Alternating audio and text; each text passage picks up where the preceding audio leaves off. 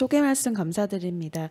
제가 오늘 발표드릴 주제는 이제 임신 시에 발생할 수 있는 TMA 신드롬에 대해서 개괄적으로 리뷰를 해보도록 하겠습니다.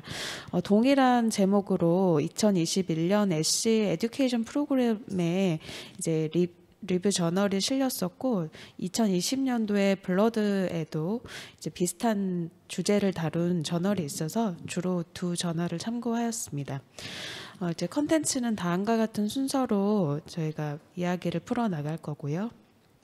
TMA는 이제 관심 있으신 분들은 너무도 잘 알고 계시겠지만 혈소판 감소와 이제 마이크로 안지오패식 헤몰리틱 아네미아를 진단 검사학적 특징으로 하고 있고, 그로 인해서 이제 마이크로 베스큘라 스롬보시스가 생기고 엔도셀리아 인저리가 생기면서 올간 인저리를 초래하는 질환입니다. 여기에 속하는 질환으로는 가장 대표적으로 에이티피컬 HUS, TTP, 그리고 스택 HUS 등이 있겠고, 이러한 TMA 신드롬들은 프리디스포징 팩터를 갖는 환자에서 여러 가지 트리거링 팩터들이 이제 작용을 했을 때 발현이 되는 것으로 알려져 있습니다. 작용할 수 있는 트리거링 팩터 중에 가장 대표적인 것이라고 할 수 있는 것이 프레그넌시인데요. 그것의 중요함을 알 수 있는 이제 표라고 할 수 있겠습니다. TMA로 확정된 환자들이 이제 입원했던 과를 이제 레트로스펙티브하게 분류를 좀 해봤을 때 의외로 이제 3과에 입원한 환자들이 가장 많았다는 것을 알 수가 있고, 그 외에도 다양한 과에 이렇게 분포되어 있는 것을 보아서 TMA 신드롬이 비단 내과에서만 다루지는 않을 수도 있다는 것, 다른 과에서 놓쳐질 수도 있고 저희 내과로 협진이 될 수도 있다는 것, 그리고 프레그넌시 환자에서 가장 중요하게 생각을 해야 된다는 점 좀 주지를 해야겠습니다. 또한 이제 TMA를 일으킬 수 있는 트리거링 팩터 또는 컨커미턴트 컨디션으로서 다양한 트랜스플란테이션, 말리그넌시, 오토이문 디지즈, 드럭, 인펙션 등이 있겠지만 그 중에서 가장 많은 포션을 차지하고 있고, 그리고 가장 중요하다고 할 수 있는 것이 프레그넌시가 되겠습니다. 여러 형태의 TMA, 이제 오리지널하게 솔리터리하게 올 수 있는 AHS와 TTP를 비롯해서 이런 세컨더리 TMA 등을 일으키는 원인 또는 컨커미턴트 컨디션들을 살펴보았을 때 하나의 원인으로만 이제 발현되는 환자들은 50% 정도에 불과했고, 나머지 49%의 환자들은 두 가지 이상의 컨디션이 같이 이제 동반되어 있었다는 것을 알 수 있었습니다. TMA는 앞서 말씀드린 것처럼 혈소판이 10만 이하로 감소를 하면서 메카니컬 헤몰리틱 아네미아, 마이크로 안지오패식 헤몰라이틱 아네미아, 헤모글로빈이 10 미만으로 감소하고 LDH가 상승하고 동시에 이제 합토글로빈이 떨어지고 PBS에서 시스토사이트를 관찰할 수 있는 것이 특징이며, 그로 인해서 결과적으로는 오간 인저리를 초래하게 되는데요. 이러한 TMA 신드롬이 프레그넌시 상황에서 올 수 있는 종류로는 뒤에서 다시 말씀드리겠지만 대표적으로 프리에클램지아, 에클램지아, 그리고 헬프 신드롬, 그리고 TTP, 그리고 스택 HUS, 그리고 에이티피컬 HUS가 가장 대표적인 것으로 알 수 있겠습니다.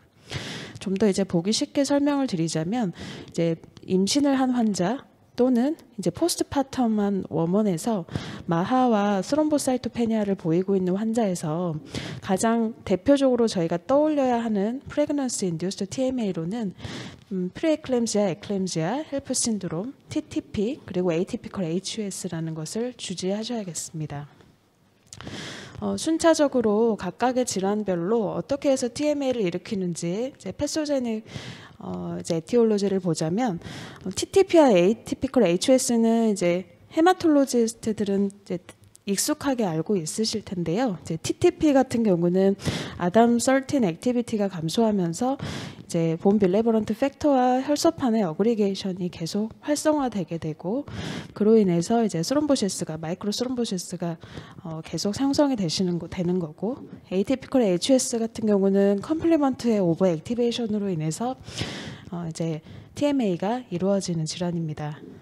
저희가 비교적 덜 다루는 프리에클램지아와 에클램지아, 헬프 신드롬이 왜 TMA인지를 살펴보면, 일단 임신을 하게 되면 플라센타에서 이제 솔루블 FMS 라이크 타이로신 카이네스 1이라고 하는 이 프로틴과 그리고 이제 솔루블 엔도글린이라고 하는 프로틴이 형성이 증가하게 됩니다. 이러한 프로틴들이 VEGF나 그리고 플라센탈 그로스 팩터 그리고 TGF와 같이 바인딩을 하게 되어서 원래 PIGF, VEGF, TGF가 바인딩해야 할 리셉터와의 결합을 방해를 하게 됩니다.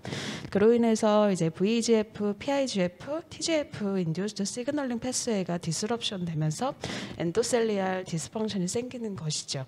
그래서 이걸로 인해서 TMA가 유발이 되게 된다고 합니다. 인시던스를 차례로 살펴보겠습니다. 생각보다 흔한 질환은 아니지만 이제 프리에클램지아 같은 경우는 20건의 임신에서 한 번 정도 일어날 수 있을 정도로 이제 비교적 흔하고, 헬프 신드롬 같은 경우는 이제 1000건의 임신에서 한 번 정도, TTP 같은 경우는 20만 임신에서 한 건, 에이티피컬 HS 같은 경우는 25,000 임신에서 한 건 정도 일어난다고 알려져 있습니다. 그리고 이제 임신하는 환자들이 각각 질환군에서 얼마나 차지하느냐. 일단 이제 프레그넌시 어소시에이티드 TTP는 전체 TTP 환자의 10 내지 30% 꽤 많은 포션을 차지하고 있고, 프레그넌시 어소시에이티드 AHS는 전체 AHS 환자의 21%가량을 차지한다고 알려져 있습니다. 이제 생기는 타이밍이 각각 약간 차이를 보이고 있고, 이것이 중요한 감별 포인트가 되겠습니다. TTP는 이제 임신 기간 내내 나타날 수 있지만 주로 3분기 때 많이 나타나는 걸로 알려져 있고, 헬프 신드롬 같은 경우는 역시나 3분기 때 가장 많이 나타나는 것으로 알려져 있습니다. 에이티피컬 HS는 위 두 질환과는 다르게 포스트파텀 시기에 가장 많이 나타난다고 알려져 있지만, 사실은 3분기에서 딜리버리를 거쳐 포스트파텀에 이르는 이 걸리는 시기에 이러한 질환들이 전부 다 겹칠 수가 있기 때문에 이 시기에 나타난 TMA 피처를 보이는 환자들에서는 감별 진단을 신경을 많이 써야겠습니다.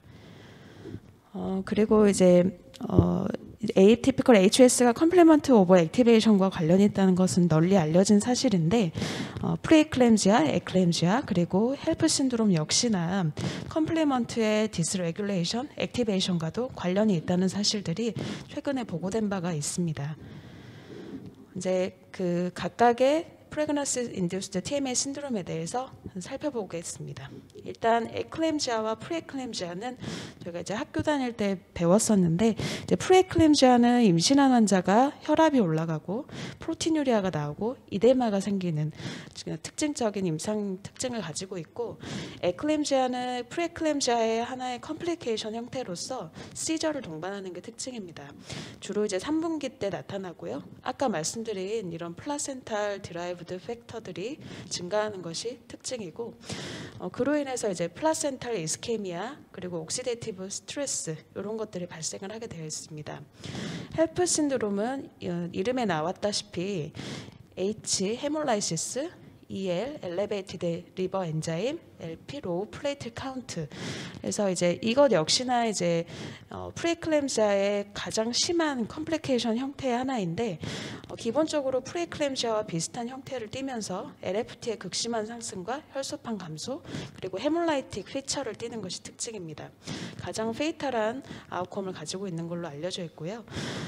이제 프리에클램지아와 에클램지아가 주로 3분기에 나타나는 것에 반해서 헬프 신드롬은 3분기에도 나타나지만 포스트파텀으로도 나타날 수 있다는 것을 알 수 있겠습니다.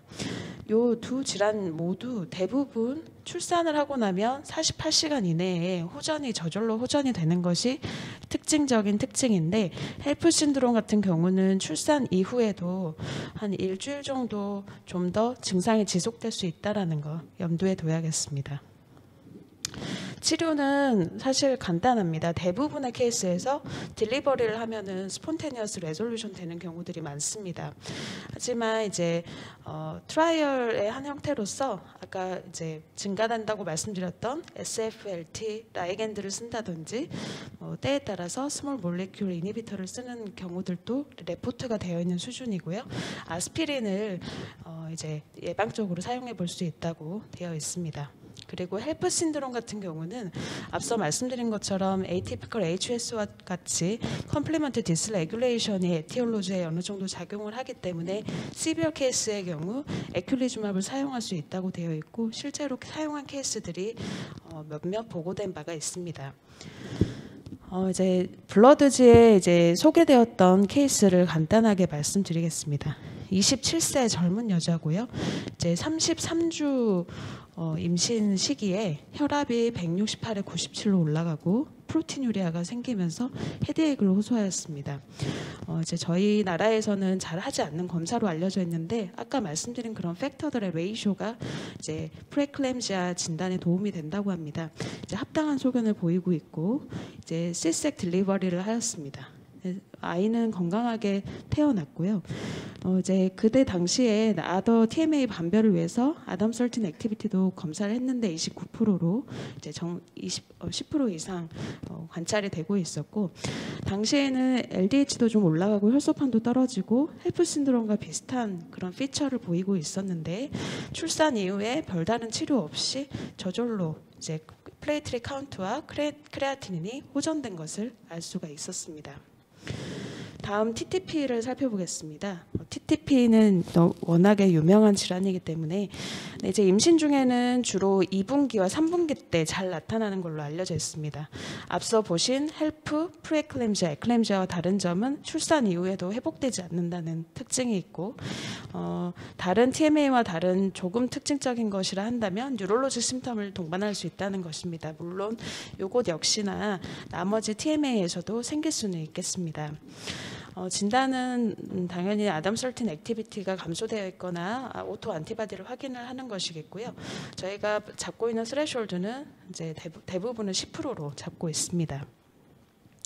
사실 임신과 관련된 TTP는 비교적 잘 연구가 되어 있고 그에 대한 매니지먼트도 이제 웰 이스태블리시 되어 있어서 2014년도에 블러드지에 레귤러 아티클이 보고된 바가 있습니다. 이제 트리트먼트를 살펴보자면 일단 이제 어콰이어드 TTP와 컨제니탈 TTP로 좀 나누어서 볼 수 있겠는데요. 물론 처음 발현했을 때는 임상에서 어콰이어드 TTP인지 이제 컨제니탈 TTP인지 감별하기는 힘들겠습니다. 그래서 보통 이제 TTP가 의심이 된다면 플라스마 엑스체인지를 하면서 스테로이드를 같이 병합해서 쓰는 것을 추천을 하고 있고 그래도 잘 듣지 않는다면 이제 아자시오프린이나 칼시누 이니비터 그리고 리톡시맙 같은 것을 병합해 볼 수 있겠습니다. 하지만 이제 리톡시맙 같은 경우는 이제 인부에서 사용을 할 수는 없기 때문에 주로 이제 포스트파텀으로 사용할 것을 권고를 하고 있고요. 이제 비교적 신약으로 알려져 있는 카플라시주맙은 이제 모노클로날 나노바디로서 스몰 몰리큘이라서 이제 플라센타를 통과할 수 있습니다.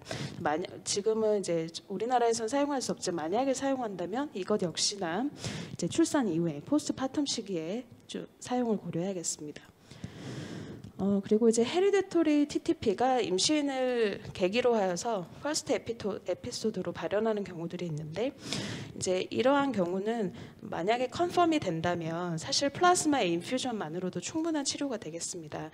처음에는 어콰이어드 TTP와 감별이 되지 않기 때문에 플라스마 엑스체인지와 함께 스테로이드를 같이 사용을 해볼 수가 있겠는데 이제 헤리디토리 TTP라는 게 확인이 된 다음에는 플라스마 인퓨전만으로도 충분한 치료가 될 수 있다는 점 그리고 그 후로 아담 설틴 액티비티에 레귤러한 팔로우업이 필요하다는 점 알고 있으시면 되겠습니다. 이제 소개된 케이스를 보시겠습니다. 38세 여자 환자고 이제 첫 임신은 이유를 모른 채 24주째에 인트라유테라인 피탈 데스로 이제 아기를 잃었던 환자입니다.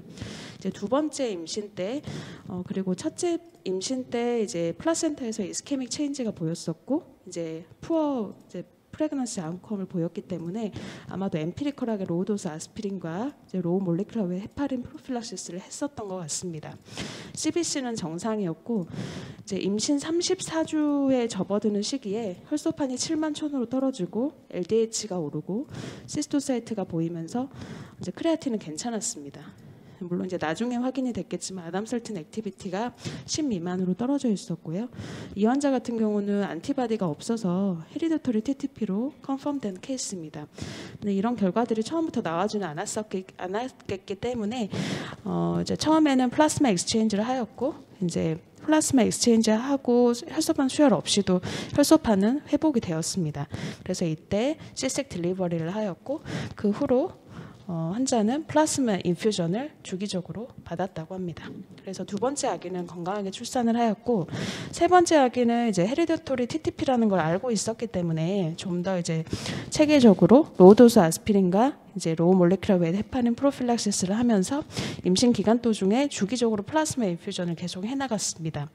이제 플라스마 인퓨전은 뒤에서 말씀드리겠지만 분기가 뒤로 갈수록 이제 프리퀀시와 이제 볼륨을 조금 더 올려줘야 하기 때문에 그렇게 조절을 해서 35주 차에 이제 건강하게 아기를 C색 딜리버리한 케이스입니다.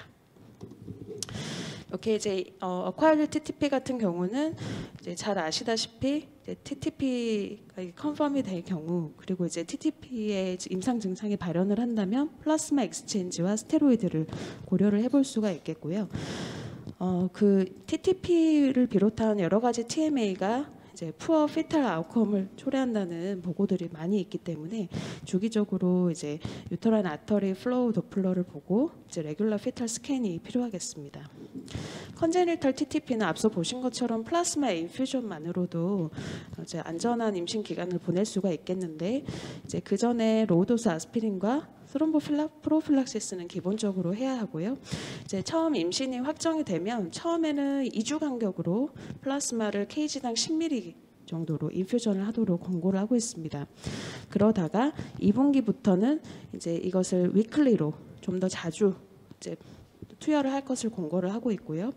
2분기가 오지 않았더라도 LDH가 오르거나 혈소판이 떨어지는 이제 TTP 발현 증상이 좀 의심될 경우에는 좀 더 빨리 늘려볼 수 있겠습니다. 플랜드 딜리버리를 레커멘드하고 있고 임신 후에는 적어도 8주 간격으로 이제 플라즈마 인퓨전을 하도록 권고를 하고 있습니다. 이제 마지막으로 에이티피컬 HS를 보시겠습니다. 앞서 보신 TMA들 중에서 가장 아웃컴이 안 좋은 TMA 케이스라고 볼 수 있겠습니다. 에이티피컬 HS는 앞서 말씀드린 것처럼 주로 포스트파텀 시기에 가장 많이 나타나는 걸로 되어 있고요. 이제 TTP처럼 딜리버리 한다고 해서 리커버리 되지는 않습니다. 이게 중요한 감별 포인트가 되겠고 다른 TMA와 다른 가장 특징적인 파인딩은 리날 인본브론트를 한다는 것입니다. 이제 팩터 컴플리먼트 오버 액티베이션과 관련된 제네틱 팩터를 가지고 있는 환자들이 많기 때문에 다음과 같은 진 스터디가 도움이 될 수가 있겠습니다.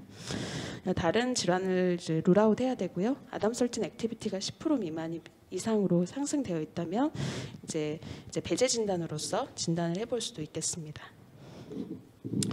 일단은 정상 임신에서는 이제 컴플리먼트 액티베이션이 정상적으로 조금은 증가된다는 것이 다양한 논문에서도 보고가 된 바가 있습니다.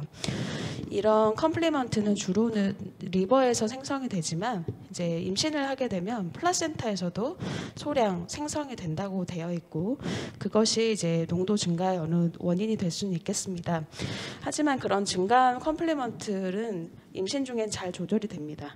노멀 프로그너시 환자에서는 이제 피토마터널 인터페이스에 있는 트로포블라스트 서피스에서 이제 컴플리먼트를 레귤레이션하는 프로틴 DAF, MCP, CD59가 증가를 하게 되면서 태반에서 컴플리먼트 액티베이션을 잘 조절을 해줍니다. 근데 이제 에이티피컬 HS의 환자들은 대부분 이제 프리디스포징 팩터를 가지고 있고 기본적으로 컴플리먼트 오버 액티베이션이 되어 있는데 그나마도 컴플리먼트를 조절해주던 태반이 떨어져 나간 포스트파텀 시기에는 이런 것들이 더 리바운드로 액티베이션이 되면서 이제 더 발현을 많이 한다고 이제 이해를 할 수 있겠습니다. 하지만 이제 에이티피컬 HS가 반드시 포스트파텀 시기에만 나타나는 건 아닙니다. 이제 글로벌 에이티피컬 HS 레지스토리 결과를 보면은 주로는 포스트파텀 시기에 나타나지만 그 전에 1분기, 2분기 때에도 3분기 때에도 발현이 될 수 있다는 점. 그래서 이제 임상 증상과 검사 결과를 잘 따져 보아야겠습니다.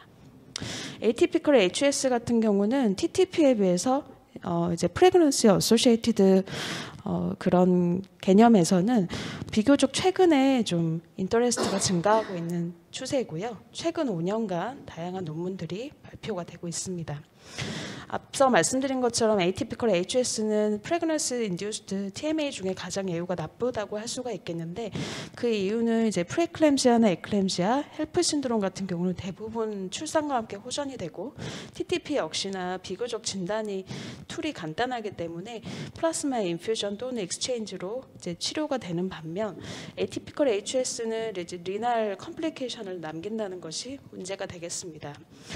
실제로 이제 atypical pregnancy associated AHS 환자 중에 어큐트 페이스에서는 거의 81%의 환자가 투석을 해야 될 정도로 크레아틴 레벨이 상승한다는 것이 보고가 된 바가 있고, 그리고 이제 발현 1년 이내에도 이제 회복되지 않고 62%의 환자는 계속 투석을 해야 되는 환자들이 보고가 된 바가 있습니다.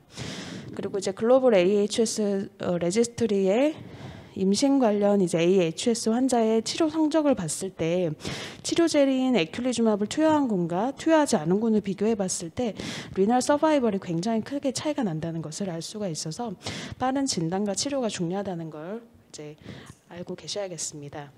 그렇다면 치료는 어떻게 하는 걸까요?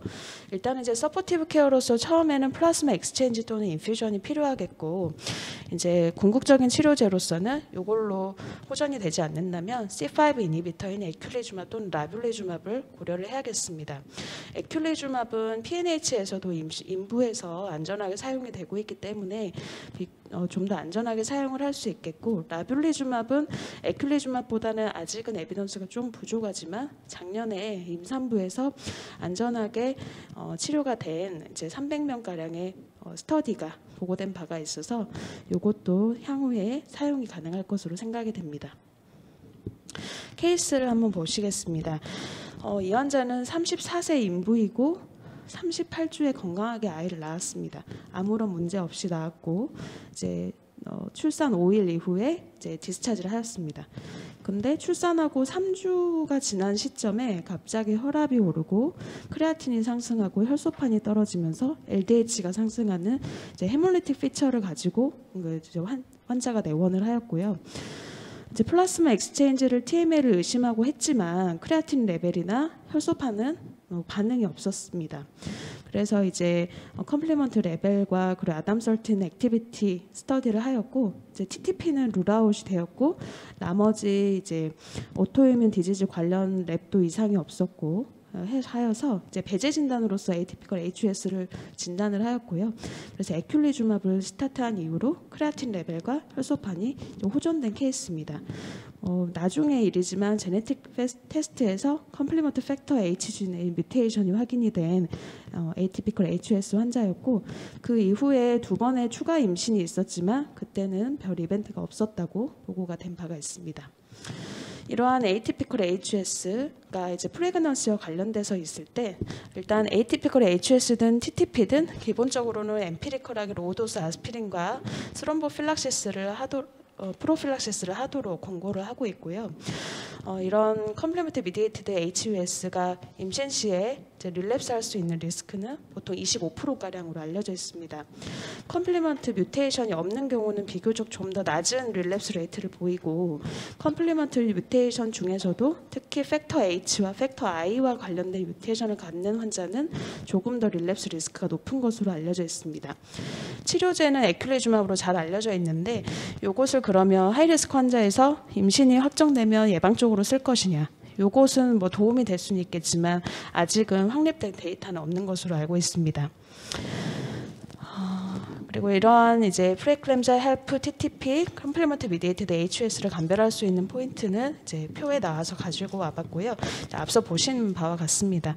이제 가장 중요한 건 아담설틴 액티비티와 그리고 이제 임신 후에 출산 후에 회복이 되는지, 그리고 리날 임페어먼트가 있는지, 뉴럴로직 피처가 있는지, 하이퍼텐션이 있는지 여부이겠고, 그리고 이제 프레클램시아와 헬프는 TTP HS와는 다르게 LFT 상승이 잘 동반이 된다는 점을 이제 염두에 두면 되겠습니다. 그리고 이제 TTP의 경우는 보통 혈소판이 3만 미만이고 크레아틴이 1.3 미만이면 AHS보다는 TTP를 조금 더 시사하는 소견이라고는 되어 있지만 이것은 참고적으로만 알고 계시면 되겠습니다.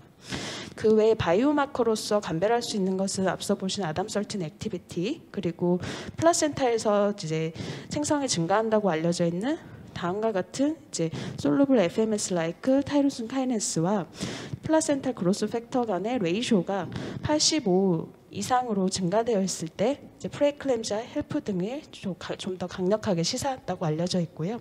저희 병원에서는 검사가 안 되는 검사라고 알고 있는데 이제 다른 병원은 어떤지 잘 모르겠습니다.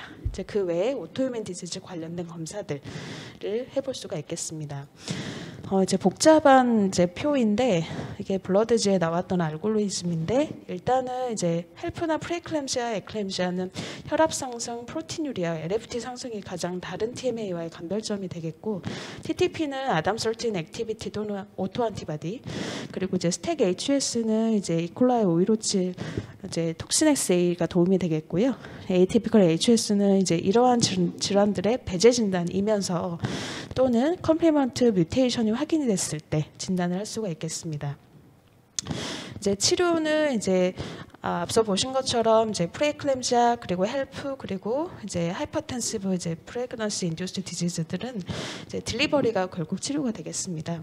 그 외에 딜리버리 후에도 호전되지 않는 TMA 양상을 보인다면 HUS나 TTP를 생각을 해볼 수가 있겠고, 임상적으로는 HUS는 이제 AKI가 동반된다는 특징이 좀 더 있고, TTP 같은 경우는 이제 뉴럴로직 심텀이 동반될 수 있다는 특징이 감별점이 될 수 있겠습니다. 물론 이 둘 다 이제 오버랩 될 수 있기 때문에 퍼더 이밸루에이션은 당연히 필요하겠고요. 이 단계에서는 플라스마 엑스체인지를 하면서 아담13 액티비티를 확인을 해야 하고, 아담13 액티비티가 10 미만일 경우 TTP로 진단하고 이제 리플레이스먼트를 해줘야겠고요. 헤리디토리 케이스 감별을 위해서 오토 안티바디 또는 뮤테이션 아날리시스까지 한다면 제일 좋겠습니다. 그리고 에이티피컬 HS로 진단이 된다면 CBIN 케이스의 경우 에클리주맙 치료를 이제 고려하고 뮤테이션 스터디도 향후 예후와 처치를 위해서 이제 검사를 하는 게 좋겠습니다. 마지막으로 컨클루전입니다. 결국에는 이제 굉장히 간단한데요. 프레그넌시를 갖고 있는 환자에서 TMA가 생겼을 때는 일단은 이제 뭐 시기적으로 임상 증상적으로 일단 이제 임프레션을 세우고, 이제 딜리버리 이후에 호전이 된다면 대부분의 케이스는 에클램시아, 프레클램시아, 그리고 헬프라고 볼 수가 있겠고요. 그 이후에도 계속 퍼시스턴트한 TMA가 있다면 저희가 통상 알고 있는 TTP, 에티피컬 HS, 스택 HS를 생각하고 다음과 같은 검사를 통해서 감별이 필요하겠습니다. 제 발표는 여기까지입니다. 감사합니다.